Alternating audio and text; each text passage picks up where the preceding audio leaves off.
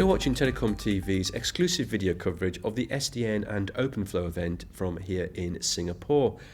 And I'm joined now by Andrew Eden, who is Director of the Cloud Virtualization Group at Cisco.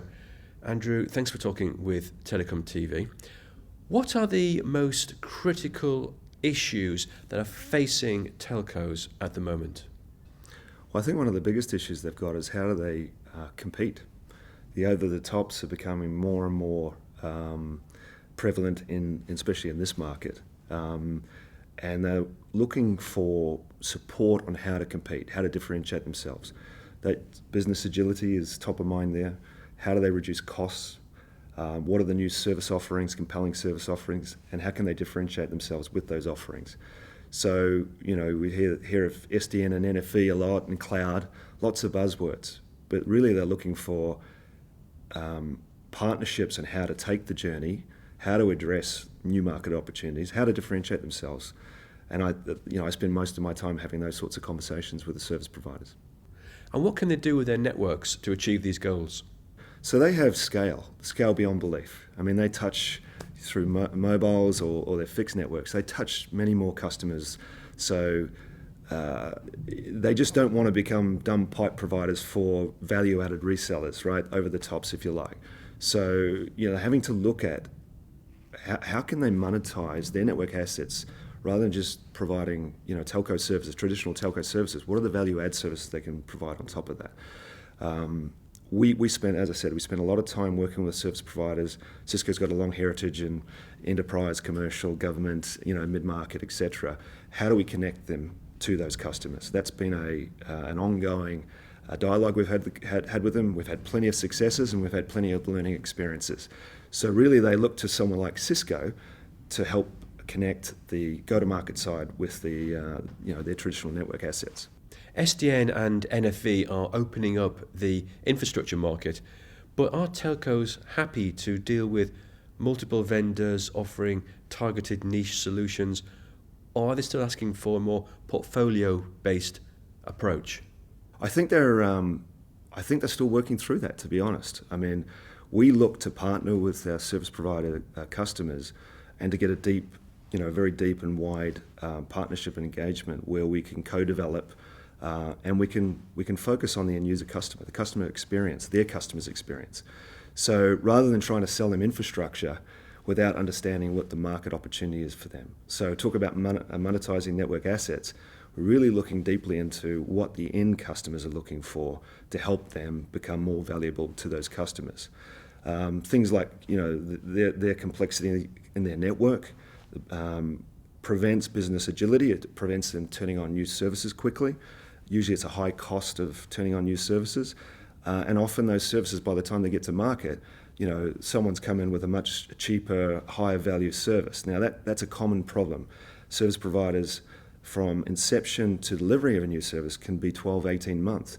That's just not acceptable these days. So partnering with the likes of Cisco can help shorten that. We can use NFV and SDN as a way of reducing the complexity in their networks to deliver those services in a much more timely fashion. As you say, the time to switch on new services has been incredibly slow, but as we move from a manual to an automated approach for provisioning and orchestration, what level of improvement can telcos expect? So the challenge is to take it from many months to hours. And I guess one of the complexities in a telco service that's providing a service to its end user customer, he can buy, say, a value-added voice service. He's still got to provision 2 or 3 different services to deliver that. They could all be turned up at different times because of the way they're provisioned.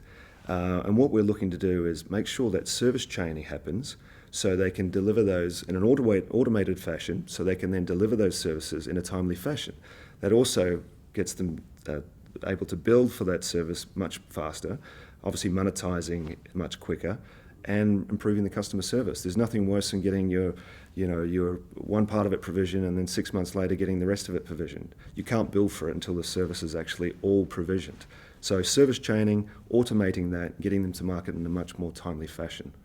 Are the SDN and NFV needs of telcos different from those of pure cloud providers and indeed the enterprise? Yeah, I think so. You know, a lot of the pure cloud providers, have built from the ground up, right? So they don't have the legacy operations. They have specific skills aligned to delivering cloud services.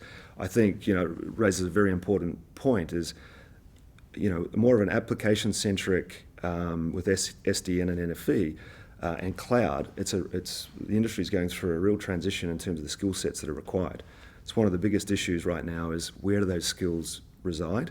At Cisco, we're looking at perhaps using our Network Academy to bring through more software networking resources into the market, because this is really it's a major gap at the moment. We talk about modeling, different types of modeling to help automate the delivery of new services, but the skills are the bottleneck in my opinion. Is this network transformation an ongoing issue, a linear movement, or are we seeing at the moment a spike, a real urgent need? Well, I think what's driving it again is the over-the-tops, right? So the value-added providers are really using the service providers as transport. So yes, I think it's a transition that needs to happen, reducing that operational complexity, allowing to provide agility, so turn services up and down in an automated way, test the market even. Today, going back to the previous point, 12 to 18 months to bring a new service to market, and maybe the market doesn't exist any longer, or someone else has brought something more compelling to market. So yes, I do think it's absolutely a transformation that needs to happen. I would say that it's not a big bang approach though. They need to prove it in a domain, test the market, work with partners such as Cisco to really build value, a business case to support it. Because like cloud is not going to fit every customer environment. Customers are still going to buy traditional services, but the mix of services is the issue, right? Being able to service chain, have a mix of services, and get the same experience. I think it's very important. Andrew Eaton, thank you very much.